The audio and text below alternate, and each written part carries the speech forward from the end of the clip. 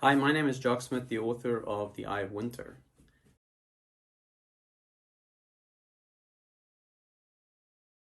My first inspiration to write this book was when about 10 years ago, when I was going through a pretty dark time in my life. I read Raymond E. Feist, The Magician, and it inspired me to want to write something similar using Dungeons and Dragons and building on that idea.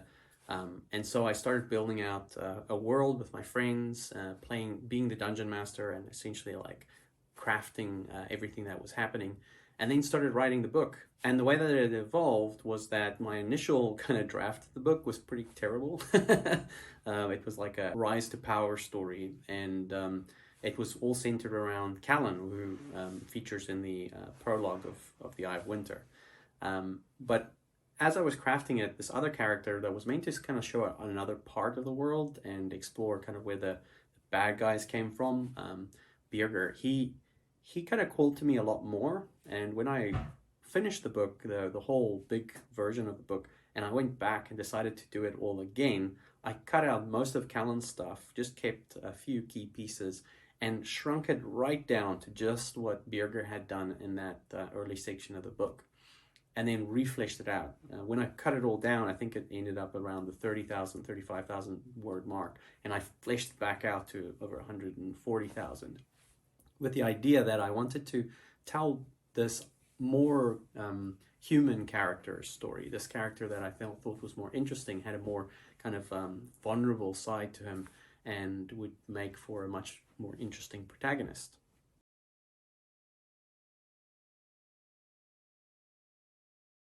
Birker is a really flawed character. He starts off as an overconfident, reckless thief with kind of like this vendetta against his dad, that who's the duke of this town that he lives in, the city that he lives in.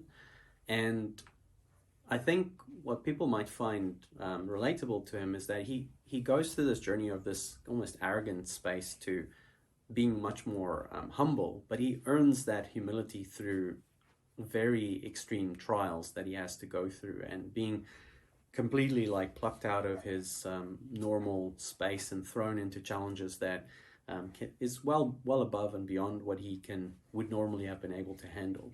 I think the way that Birger deals with a lot of these challenges would be something that most readers would be able to identify with and connect with. And the question I think that always pops into someone's head when they see something like this is, how would I have dealt with this?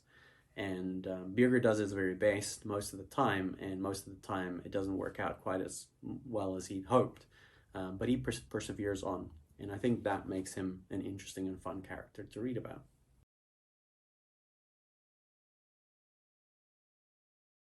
For me, the most fun part was crafting it through the D&D campaigns and the tabletop war games that we were making to add like depth and texture to the history and the world itself. Lots of friends have had the opportunity to be part of the journey, and some of their characters have even become lore in the world itself. And I think one of my favorite parts of crafting this was exploring places like Sora, where using the geography of the actual land, the closeness to the tundra and the harshness of the environment, to shape the personality and the culture of the people that live there. The Sorans are very hardy people with a very stoic mindset, and don't do physical touch very often in public. Whereas the people of West Rendon or West Haven are far more flamboyant and friendly, because they live in a much more metropolitan space with lots of travelers coming and going. So I think that differences in all the cultures was one of my favorite parts of developing the world.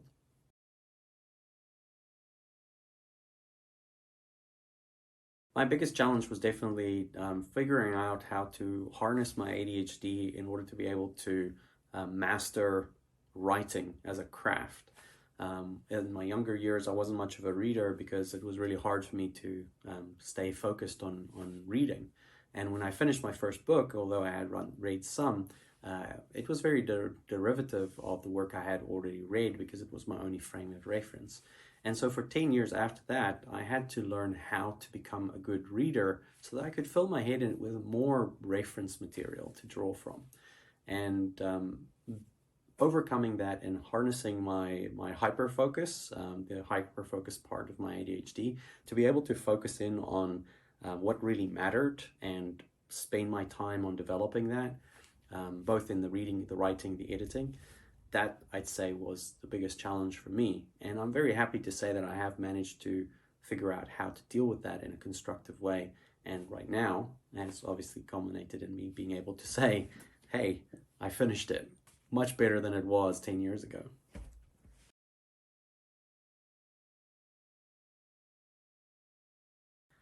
Positive psychology really matters to me, and I think it makes the world a better place. And there are lots of examples of it actually, like the real thing, the real like practices being showcased within the pages.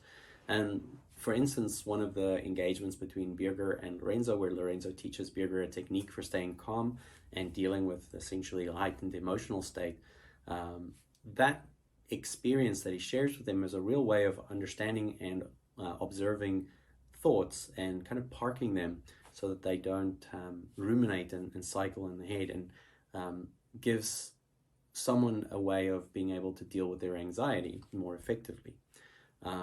Since I myself deal with anxiety and have had to master a lot of these things, I hope that this mindfulness practice that I've brought into the book might inspire someone to read a little bit more about that, find out a little bit more about how that works, and hopefully it brings a little peace to someone out there who needs it.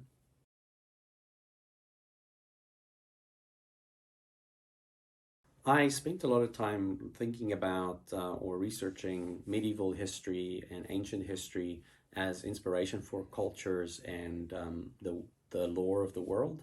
It's not that I specifically directly based it off them, but what I did is I tried to merge different cultures together to create interesting new dynamics, and often thought about how I could turn what was happening a little bit on its head, and ask myself the what if question.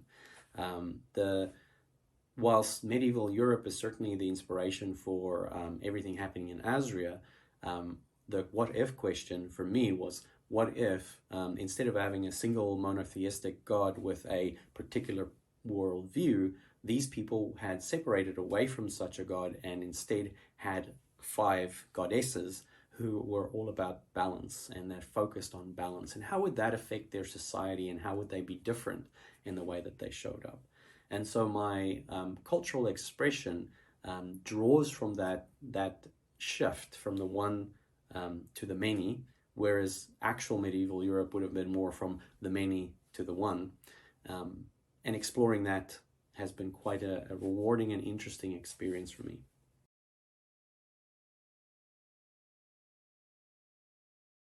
Like I spoke before, Raymond E. Feist was certainly my first inspiration, and the fact that he used Dungeons and Dragons campaigns to be able to both inform his world and explore his characters. But the most influential, probably for me, in terms of shaping a lot of what happened in my world, would be drawing from Codex Alera by Jim Butcher, and thinking about how Jim approached his magic system, how he approached his character development, and the way he wrote that kind of like close third person experience. And I drew a lot of inspiration from what he was doing in that. I would definitely recommend it, as especially because it's a testament to how the idea doesn't make the book. It's the author's execution that makes the idea work in a book.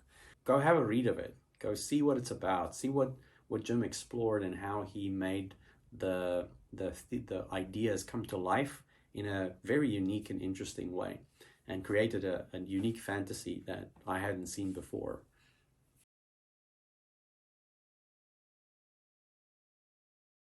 What is it that makes Birger navigate the challenges that he faces and come out on top? I think if we can all think about that in our everyday lives, of what is it that allows us to overcome the challenges we face and come out on top, and activate our growth mindset so that we can see that we're ever growing, ever changing, ever improving human beings, that every one of us will be better off for it, and us as a society or as a whole would be better for it as well.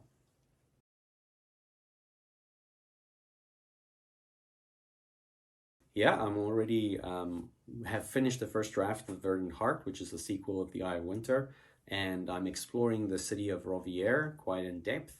And one of my challenges that I've set for myself this time is to work with time and using it as a security measure. And I've played around with this idea quite a lot and tried to think about all of the implications and how it will work. And I'm finding it quite an interesting challenge that I'll need to work through in the editing and figure out how to make it even better and lift it up to the expression that I hope that it will be.